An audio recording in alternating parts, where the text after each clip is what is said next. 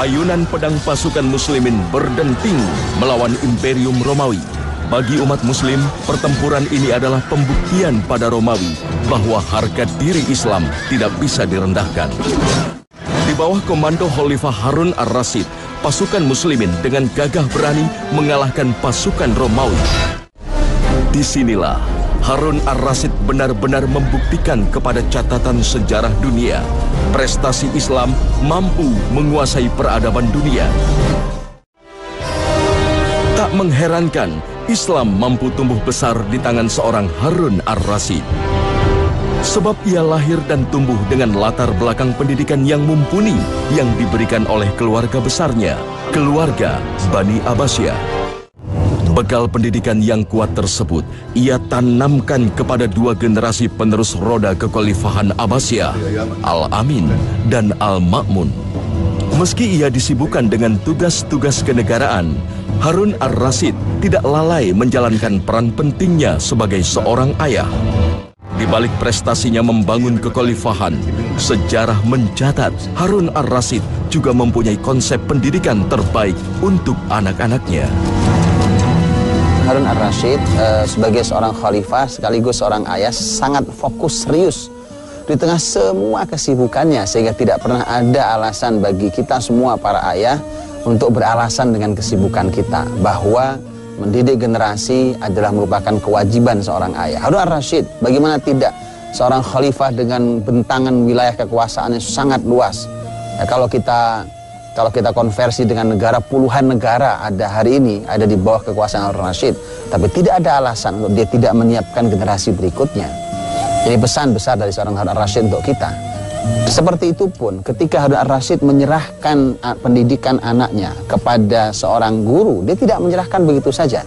Bahkan dia memberikan pesan, bahkan membuatkan sebuah kurikulum. Beginilah anak saya, tolong dididik. Bukan seperti orang tua yang hadir kemudian seperti membuang anaknya ke sekolah. Bukan mendidiknya, membuang anaknya ke sekolah. Karena setelah itu orang tua tidak mau peduli. Dia tidak tahu menahu tentang kurikulumnya, tidak tahu menahu tentang gurunya, tidak tahu menahu dengan apa yang terjadi di sekolahnya, dengan pengajarannya, pendidikannya. Adalah Muhammad Al-Amin dan Abdullah Al-Ma'mun, dua keturunan Harun ar-Rasyid yang dikenal sejarah sebagai pewaris tahta dinasti Abbasiyah. Al-Amin dan Al-Ma'mun lahir di tahun yang sama, tahun 170 Hijriah, dari dua rahim ibu yang berbeda. Al-Ma'mun yang lahir beberapa bulan lebih dulu adalah anak dari seorang mantan budak Persia yang bekerja di istana Abbasiyah. Sedangkan Al-Amin lahir dari rahim seorang ibu bernama Zubaidah yang berasal dari keturunan terhormat suku Quraisy. Di masa itu, Persia tercatat sebagai bangsa pendukung kekhalifahan Bani Abbasiyah yang tak lain berasal dari suku Quraisy. Dengan dua latar belakang yang berbeda inilah, kelak Al-Amin dan Al-Ma'mun memiliki dua karakter yang berbeda. Meski berbeda, Al-Amin dan Al-Ma'mun tercatat hidup dalam persaudaraan yang terbina dengan sangat baik. Ayah mereka tak sedikit pun membedakan kasih sayang kepada keduanya. Keduanya dibekali ilmu sehingga tumbuh menjadi pemuda-pemuda yang mencintai Islam serta menghormati orang tua dan guru. Al-Kisai sebagai seorang guru bagi Al-Amin dan Al-Ma'mun sangat mengagumkan bagi Al-Amin dan Al-Ma'mun. Begitu dicintainya sang guru, mengagumkan sang guru itu sampai ketika suatu hari Al-Kisai keluar dari majelis ilmunya, dia mau mengambil sandalnya. Kemudian dua anak murid ini, dan perlu diketahui dua-duanya anak khalifah, bukan sembarang anak kecil. Ini adalah dua anak khalifah, yang satu Al-Amin, yang kedua Al-Ma'mun. Mereka berdua berebut sendal gurunya. Mereka ingin menjadi anak murid yang memberikan pelayanan pada gurunya, menghadirkan sendal itu pada gurunya. Mereka berebut siapa yang mendapatkannya. Sampai akhirnya mereka berdua sepakat bahwa yang sebelah sendalnya dipegang Al-Amin, yang satu lagi dipegang oleh Al-Ma'mun. Jadi mereka merasa bahwa kami membantu sang guru. Dihadirkanlah sendal itu pada Al-Kisai rahimahullah ta'ala, kemudian dipakai oleh Al-Kisai. Berita ini didengar oleh sang ayah Harun ar-Rasyid. Begitu Harun ar-Rasyid mendengar, Harun ar-Rasyid bertemu dengan Al-Kisai, Kemudian Al-Kisai merasa bersalah. Sampai dia sempat minta maaf karena Al-Kisai menduga bahwa ini peristiwa ini tidak layak buat anak khalifah. Bayangkan anak pemimpin, anak khalifah berebut sendal gurunya untuk menghadirkan bagi gurunya. Kemudian subhanallah, inilah Harun Ar-Rasyid rahimallahu taala. Dia mengatakan, kalau kau hentikan kebiasaan baik itu, justru kamu akan saya tegur. Biarkan, itu kebiasaan baik seorang murid pada gurunya. Subhanallah, mana hari ini adab seorang murid pada gurunya, mana kecintaan murid pada gurunya, mana pengabdian itu, mana sopan santun itu. Tidak sejajar seorang murid dengan gurunya. Seorang guru punya posisi yang lebih tinggi dari muridnya, siapapun muridnya. Mungkin anak pejabat, mungkin anak orang kaya raya, mungkin anak penguasa negeri itu, bahkan penguasa bumi itu. Kalau ia adalah murid, maka dia harus menghormati gurunya. Al-Amin dan Al-Ma'mun tumbuh dalam kebersamaan. Persaudaraan mereka terjalin baik, meski semakin lama perbedaan karakter keduanya semakin terlihat. Sejarah mencatat, Al-Ma'mun memiliki tingkat kedewasaan yang lebih tinggi dibanding Al-Amin. Kedewasaan sikap Al-Ma'mun inilah yang menjadi pertimbangan sang ayah untuk menunjuknya sebagai putra mahkota yang meneruskan roda kepemimpinan dinasti Abbasiyah. Namun, niat sang ayah menunjuk Al-Ma'mun mendapat protes dari ibu Al-Amin yang merasa anaknya lebih pantas mewarisi kekhalifahan. Hingga akhirnya, sang ayah memutuskan untuk menguji keduanya guna membuktikan siapa yang pantas menduduki kursi kekhalifahan. Harun Ar-Rasyid duduk bersama istrinya, kata Harun, mari kita panggil satu persatu anak kita. Yang pertama dipanggil adalah Al-Ma'mun, karena Harun Ar-Rasyid lebih suka dengan Al-Ma'mun. Dipanggillah Al-Ma'mun. Al-Ma'mun datang, berdiri di pintu. Dia berdiri lama, menunduk kepalanya dengan sangat hormat. Bapak ibunya duduk di dalam. Tidak masuk kecuali setelah diizinkan.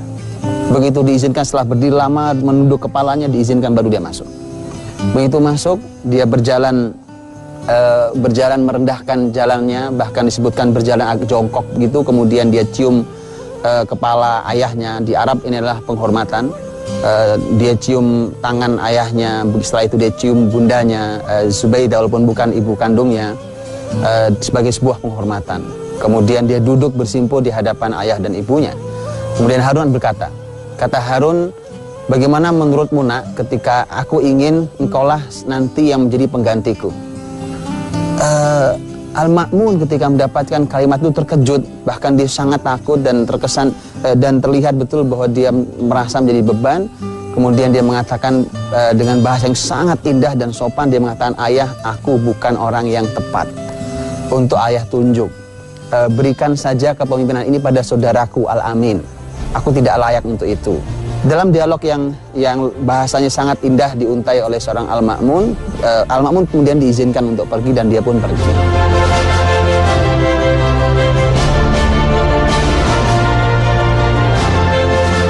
Panggilan kedua diberikan kepada Al-Amin. Al-Amin datang dan qadarullah bahwa Al-Amin lupa mengucap salam.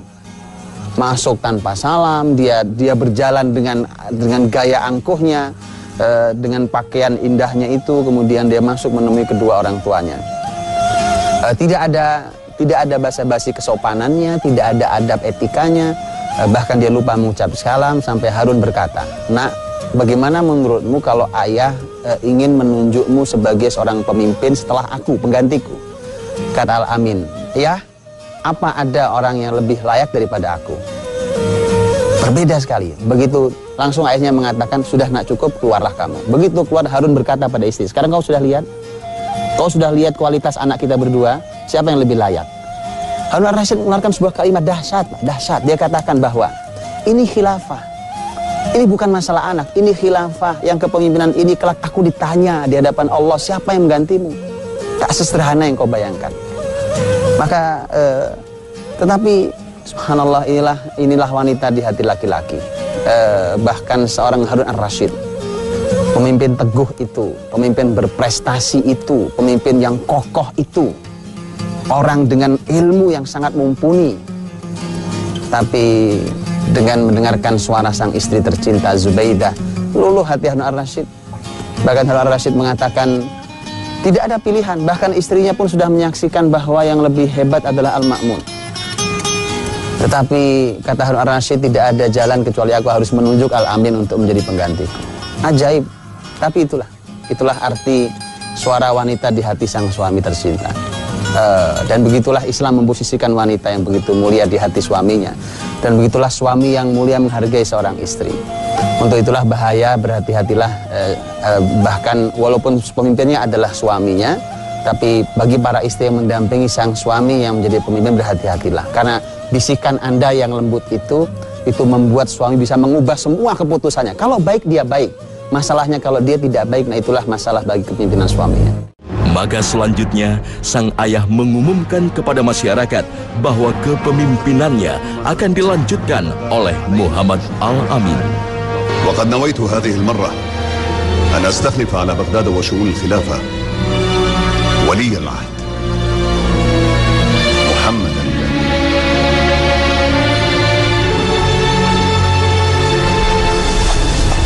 كن على قدر ما أوليتك به.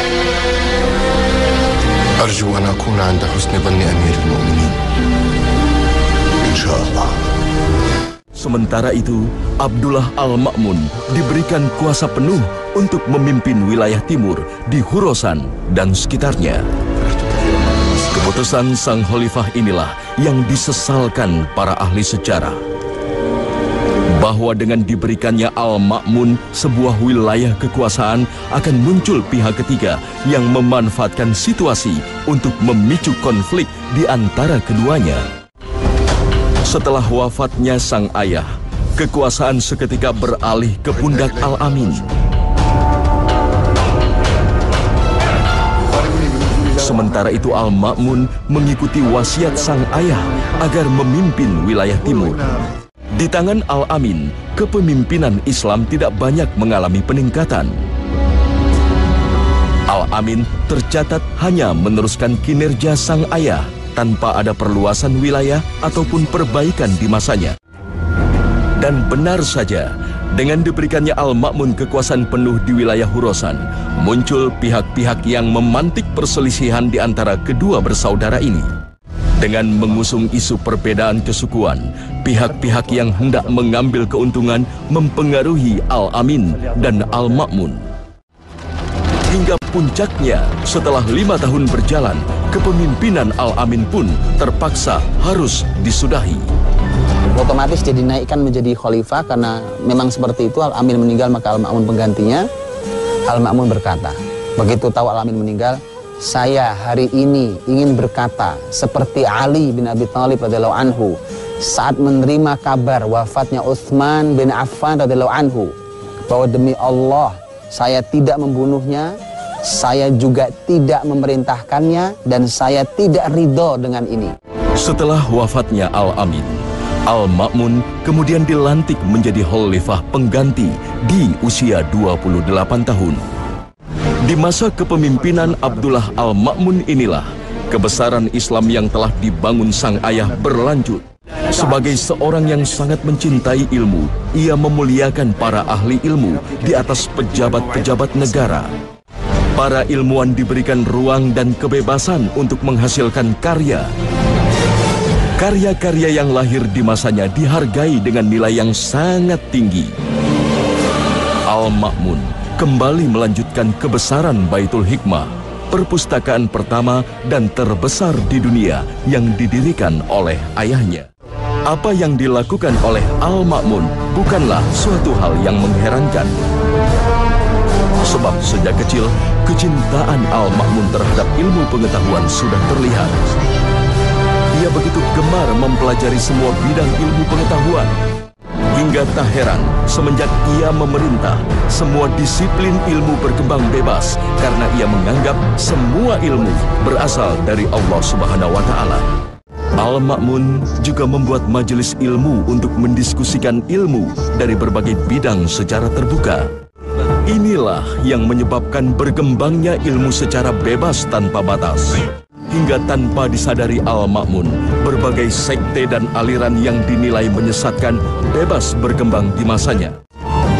Hingga sejarah mencatat, Al-Ma'mun sempat terjebak dalam sebuah paham yang selalu mengedepankan rasionalitas. Walaupun akhirnya pemahaman Al-Ma'mun dapat kembali diluruskan oleh seorang ulama.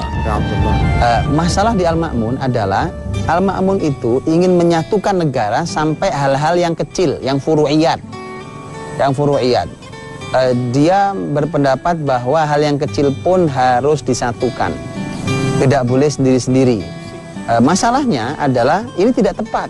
Kalau urusan besar yang disebut oleh para ulama dengan bahasa ma ta'ummu bihil balwa, yaitu hal-hal yang menjadi kepentingan umum yang merata di masyarakat, ya negara harus ikut campur hal itu.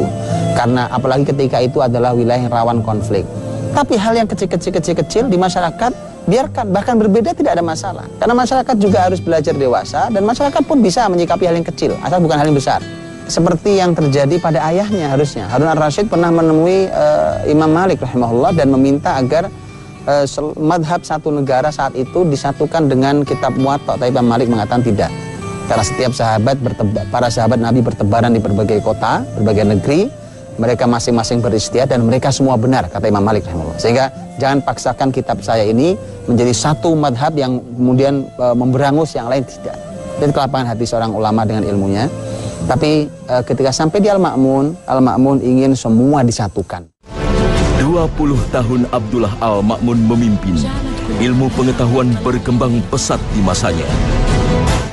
Bahkan sumber ilmu dari kerajaan Bizantium berhasil diminta secara baik-baik oleh Khalifah Al-Ma'mun setelah mereka berhasil ditaklukkan oleh pasukan muslimin.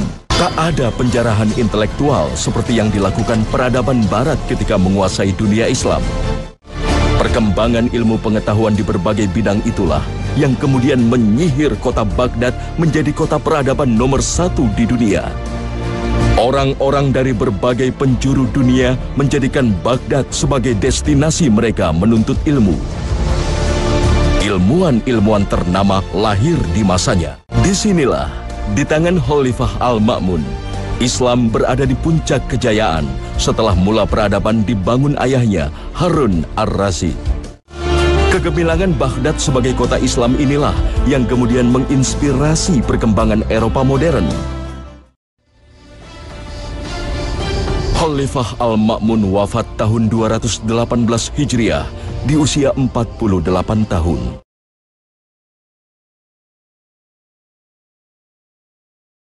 Penghormatan Khalifah Al-Ma'mun terhadap ilmu menjadi pelajaran bagi muslimin saat ini agar kembali bangkit membawa kebesaran Islam di mata dunia.